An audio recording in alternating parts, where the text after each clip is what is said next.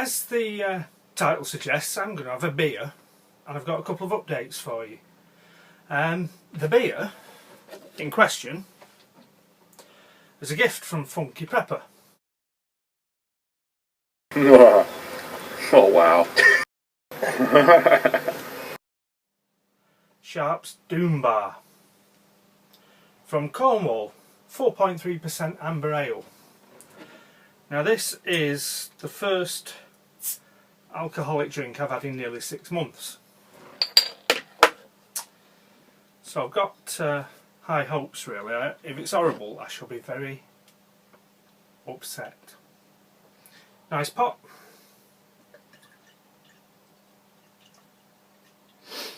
Let's see.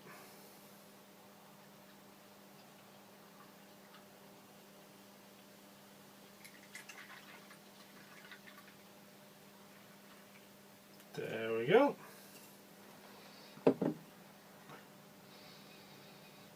Smells nice. Smells quite...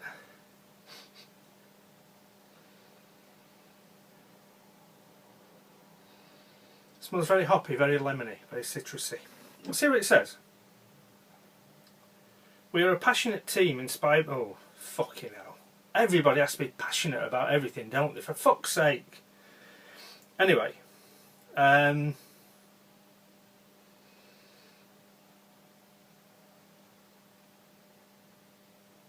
Blah, blah, blah, blah, blah, blah, blah. It doesn't seem to tell you what hops they use. But it's from Cornwall. It's 4.3%.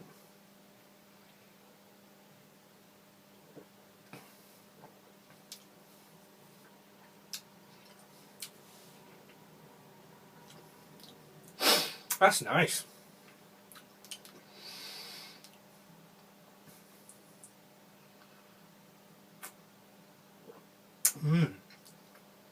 It's got the same sort of flavour as a nut brown ale,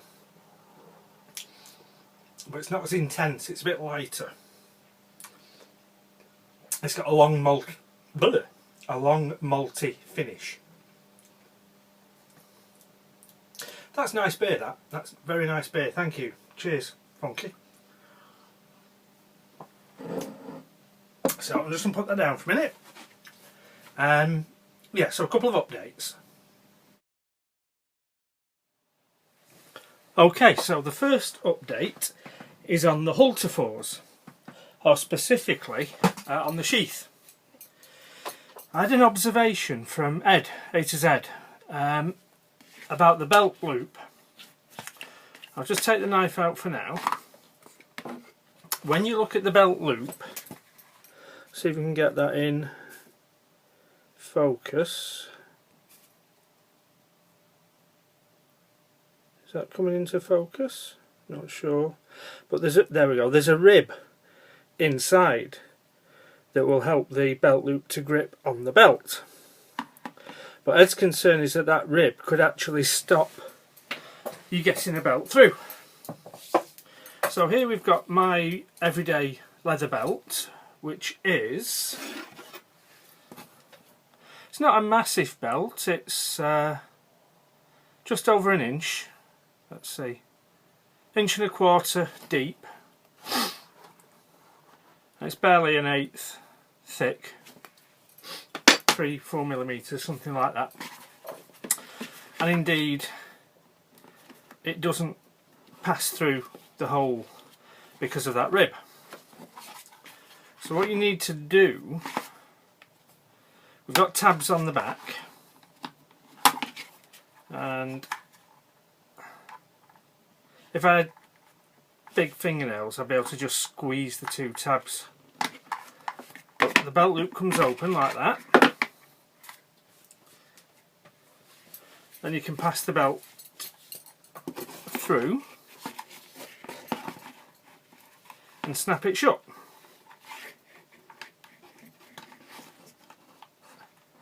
Just about. Now, or can you? Oh.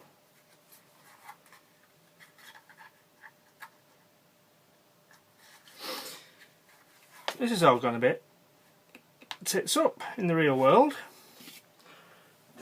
I've just bent one of those little tabs the wrong way.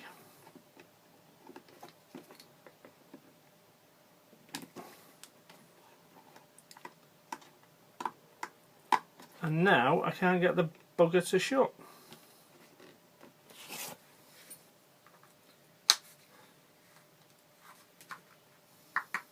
There we go.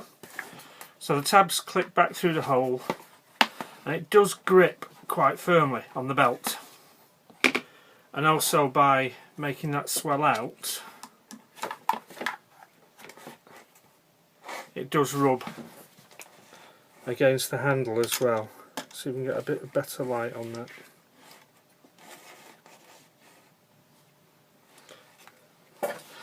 So Ed, your concern about the belt loop is borne out. I think the thing to do, let's see if we can get it open again.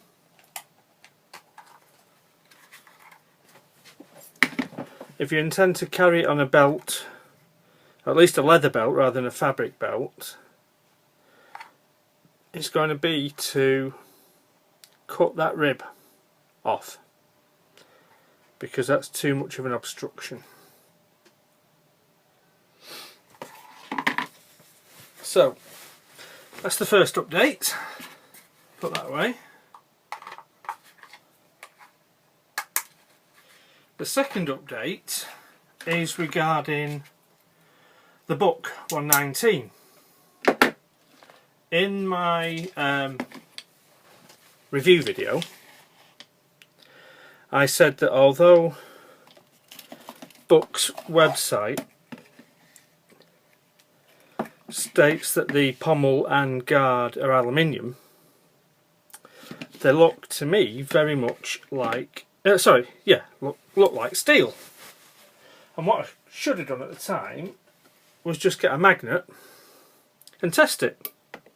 So on the blade, as you can see, there's quite a decent bit of magnetism there, but on the guard and on the pommel, nothing.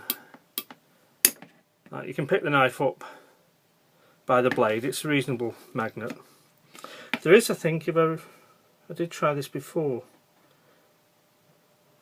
I thought there was somewhere where you could just see a polished out pin and get a little response, but that's not steel at all, whereas that quite clearly is.